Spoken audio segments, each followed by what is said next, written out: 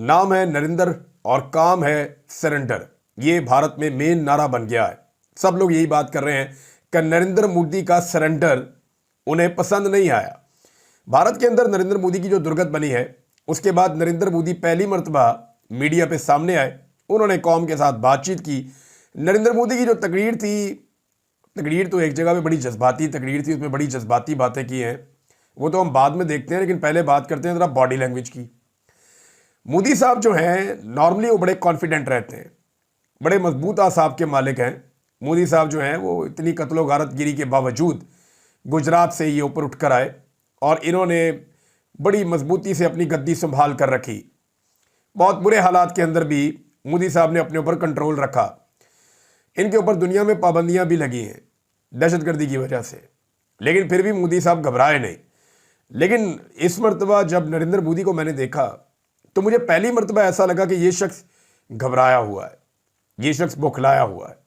अगर आप गौर से नरेंद्र मोदी की इस तकरीर को सुने तो आपको आइडिया हो जाएगा कि नरेंद्र मोदी के लिए बड़ी मुश्किलात पैदा हो चुकी हैं और उनकी आंखों की जो हरकत है वो किसी और तरफ जा रही है, बॉडी लैंग्वेज किसी और तरफ जा रही है, चेहरा उतरा हुआ है, आवाज़ जो है उसके अंदर वो जान, वो गरज नहीं है।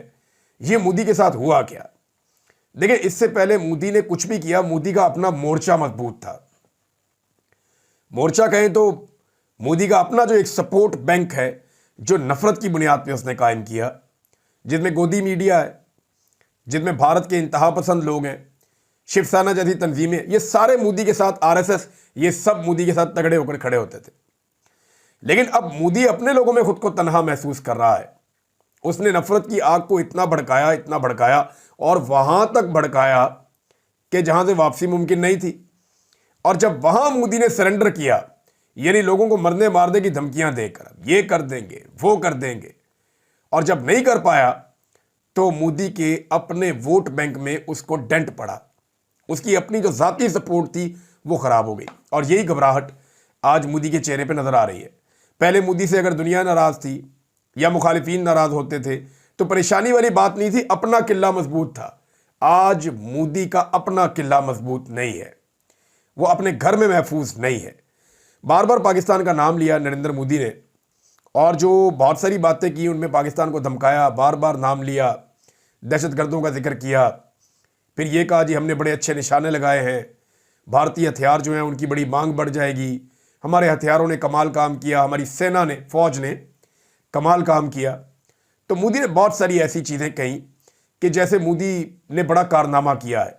लेकिन मोदी की बातों के अंदर ऐसा साफ फील हो रहा था कि जो वो कह रहे हैं उस पर उन्हें खुद भी यकीन नहीं है। ये उनकी बॉडी लैंग्वेज में, उनके बोलने में ये नजर आ रहा था। एक जो बात मोदी ने कही वो ये कि खून और पानी एक साथ नहीं बह सकता, और दहशतगर्दी के ऊपर हम पाकिस्तान से बात करेंगे और कश्मीर के ऊपर हम पाकिस्तान से बात करेंगे। लेकिन मोदी ने स्पेसिफिकली कहा कि आज़ाद कश्मीर से जो पाकिस्तान के ज़ेरे कंट्रोल है उस पर वो बात करेंगे। पाकिस्तान जब बोलता है तो पाकिस्तान कहता है नहीं, हम मकबूजा कश्मीर में बात करेंगे जहां पे कश्मीरियों को इन्होंने दबा कर रखा हुआ है। आज़ाद कश्मीर में तो कश्मीरी पाकिस्तान से खुश हैं, वो तो पाकिस्तान के साथ रहना चाहते हैं। लेकिन मकबूजा कश्मीर में जो कश्मीरी हैं वो भारत के साथ नहीं रहना चाहते। तो लेट द कश्मीरीज डिसाइड, उन्हें फैसला करने दीजिए कि वो कहां रहना चाहते हैं, किसके साथ रहना चाहते हैं या आज़ाद रहना चाहते हैं। ये फैसला वो खुद करेंगे। अब खून और पानी एक साथ नहीं बह सकता, इसका मतलब यह है कि दहशतगर्दी का बहाना बनाकर भारत सिंध तास मुआहदे की खिलाफ वर्जी जारी रखेगा और वो ये कहता रहेगा कि हम पानी रोकेंगे, दरियाए झेलम का, दरियाए चनाब का और दरियाए सिंध का। तो पाकिस्तान को ये पानी खोलना पड़ेगा और भारत को अब इस बात का आइडिया हो गया है कि ये जब चाहेंगे अपना पानी खोल लेंगे, हम इन्हें नहीं रोक सकेंगे। जब इन्हें S-400 जो दुनिया का सबसे बेहतरीन एयर डिफेंस सिस्टम है वो नहीं रोक पाया। और वैसे भी मैं आपको ये बता देता हूं कि जो सुपरसोनिक मिसाइल्स होते हैं ना, उन्हें रोकने वाली अभी कोई टेक्नोलॉजी एज सच है नहीं दुनिया में। जो दुनिया के फास्टेस्ट मिसाइल्स हैं वो भारत के पास भी हैं और पाकिस्तान के पास भी हैं। उन्हें रोकने के लिए कोई एयर डिफेंस सिस्टम इतने कारआमद है नहीं, वो अपने टारगेट पे जाकर गिर ही जाते हैं। दुनिया मिसाइल टेक्नोलॉजी में ज़्यादा आगे चली गई है और जो दिफाई टेक्नोलॉजी है, जो एयर डिफेंस का सिस्टम है, उसमें उतना आगे नहीं गई। लिहाजा भारत ये जानता है कि ये स्ट्रक्चर तबाह भी हो सकते हैं। अब नरेंद्र मोदी ने इतनी जारहाना तकरीर की तो पाकिस्तान में से इसका जवाब कौन देगा, ये बड़ा सवाल। क्या वो खानदान जवाब देगा जिसको लाकर इक्तदार में बिठाया पाकिस्तान की एस्टेब्लिशमेंट ने?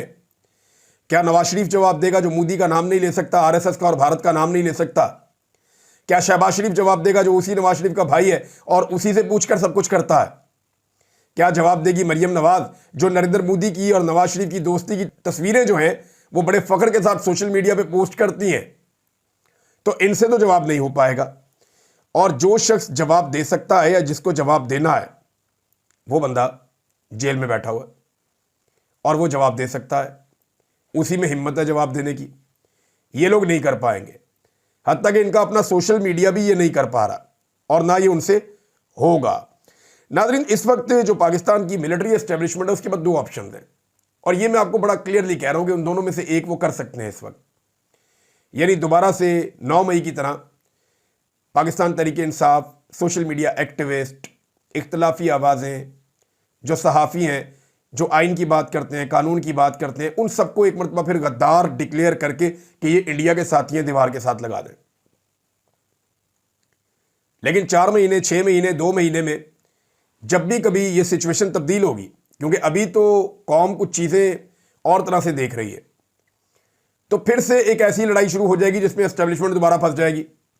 तो मेरा नहीं ख्याल कि वो ये तजर्बा आप करने वाले हैं दोबारा, मुझे नहीं लगता।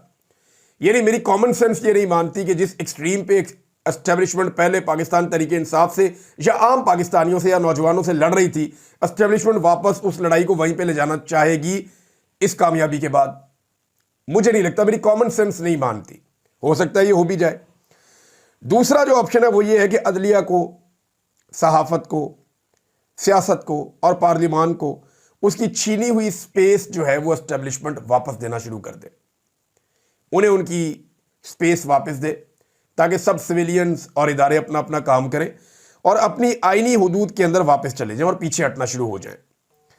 इन दोनों कामों को करने का ये बेहतरीन वक्त है, क्योंकि इस वक्त एक कामयाबी की सूरत में थोड़ा रिलीफ मिला है पाकिस्तान की एस्टेब्लिशमेंट को। मैं इसे रिलीफ कहूँगा। बहुत सारे लोग ज़मीन आसमान के कलाबे में ला रहे हैं। अभी जब मखसूस नशस्तें पाकिस्तान तहरीक इंसाफ की छीनी जाएंगी, क्योंकि बेंच को देखकर तो यही लगता है कि सीटें छीन ली जाएंगी, हालांकि यहां पे रिव्यू बनता भी नहीं था। 2 जजेस ने बड़ा क्लियरली कह दिया, बल्कि जो उन्होंने कहा उसको तो किसी जगह पे एंटरटेन ही नहीं किया गया, बल्कि उसको आईटी डिपार्टमेंट ने उस फैसले को जारी करने से इनकार कर दिया, किया ही नहीं। ये अनप्रेसिडेंटेड है, ऐसा पाकिस्तान में नहीं होता था, दुनिया में नहीं होता, लेकिन यहां हो रहा है। जस्टिस आयशा मलिक साहिबा ने चीफ जस्टिस को खत भी लिखा कि हमारा फैसला तो कहीं लगाया नहीं जा रहा, पब्लिक ही नहीं किया जा रहा, लेकिन इसके बावजूद वो नहीं हुआ पब्लिक। अब जो बेंच बना है उसमें वो लोग शामिल किए गए हैं जो आईनी बेंच का वो हिस्सा है जो फैसला देगा हुकूमत की मर्जी के मुताबिक या एस्टेब्लिशमेंट की मर्जी के मुताबिक।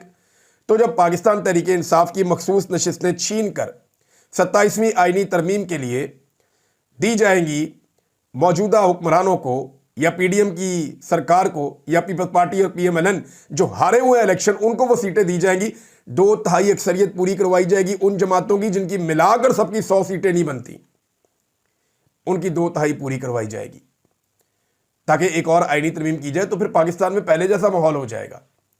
लोग दोबारा तनकीद करेंगे, लोग खुलकर तनकीद करेंगे और सामने आ जाएंगे। ये हम होता हुआ देखेंगे। अगर तो ये चीजें ऐसे ही जारी रहती हैं तो उम्मीद मैं करता हूं कि ये ना हो, लेकिन ये हो सकता है। एक और डेवलपमेंट ये है कि 2 बंदे हैं जिनका ताल्लुक हुकूमत से है। मैं अभी उनका नाम किसी वजह से नहीं ले रहा। इन 2 बंदों ने कुछ बयानात दिए थे जब जंग का माहौल भारत के साथ चल रहा था।